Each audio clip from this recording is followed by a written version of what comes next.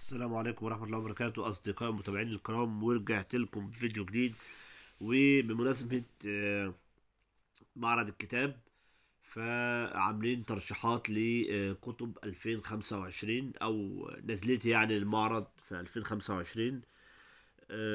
برضه عشان نعرف يا جماعة، أنا يعني مش من عادتي اللي أنا بحب أقرأ يعني الروايات أو الحاجات اللي هي بيسموها الكتب المزيفة أو الكلام اللي هو المزيف أو الأكاذيب أو الخيالات.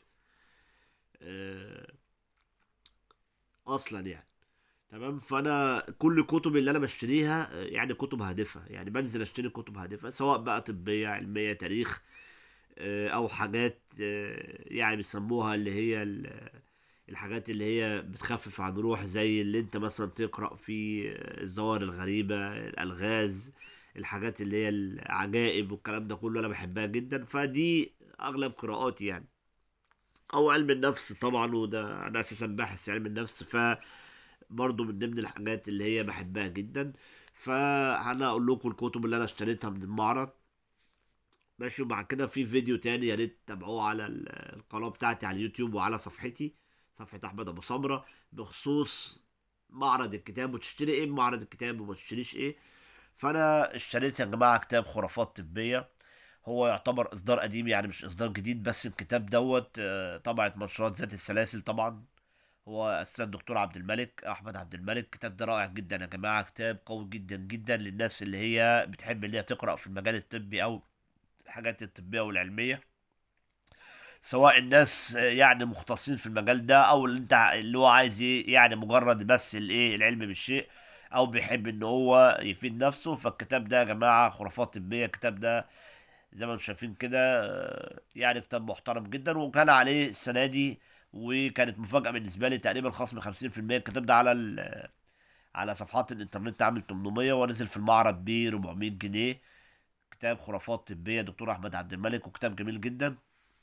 وجبت الكتاب ده برضو اصدار قديم، لماذا لا تذهب الخراف الى الطبيب، ودكتور فهد عامر الاحمد يا جماعه، من يعتبر من المع الكتاب في مجال علم النفس وتطوير الذات، وهو صاحب كتاب نظريه الفوزدو بجزئيه الاول والثاني، وليه برضو عده يعني مؤلفات تانية.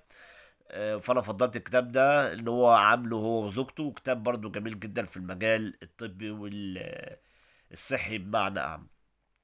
طيب، وجبت كتاب دوت يعتبر اصدار جديد، حكاية طبيب أسرة دار كتبنا، فدكتور صلاح الدهان. برضو كتاب حلو أوي، قريت عنه على النت، ويعني قريت الفهرس بتاعه لما جبته وعجبني جدا. فأنصح برضو الناس اللي هي بتحب الحاجات دي إن هي تقتني كتاب حكاية طبيب أسرة، كتاب جميل. وجبت بخصوص الحاجات العجائب والالغاز، كتاب ظواهر غريبه والغاز عجيبه، الغاز عجيبه. والكتاب ده برضو حلو قوي للناس اللي هي بتحب تقرا في الحاجات اللي هي دوت. برضو يا جماعه دار الكتاب العربي، انصح الناس ان هي تزورها. دار الكتاب العربي دار كويسه جدا، وبتعرض يعني كتب حلوه ثقافيه يعني. فده كان الحاجات اللي انا اشتريتها من المعرض. لان انا يعني بنزل المعرض ببقى عايز كتب معينه. طبعا بروح كذا دار نشر، ببص لو في كتب جديده، اصدارات جديده عجبتني بقتنيها، غير كده ما بشتريش اي حاجه يعني. فده الفيديو بتاع ترشيحات الكتب 2025، وانتظروني في فيديو كيف تستغل معرض الكتاب او تشتري ايه من معرض الكتاب، عشان الناس اللي هي ما تعرفش، خصوصا مع زيادة اسعار الطباعة وزيادة اسعار الكتب، عشان ما ترميش فلوسك في حاجات ملهاش لازمة. واشوفكم ان شاء الله في فيديو جديد، والسلام عليكم ورحمة الله وبركاته.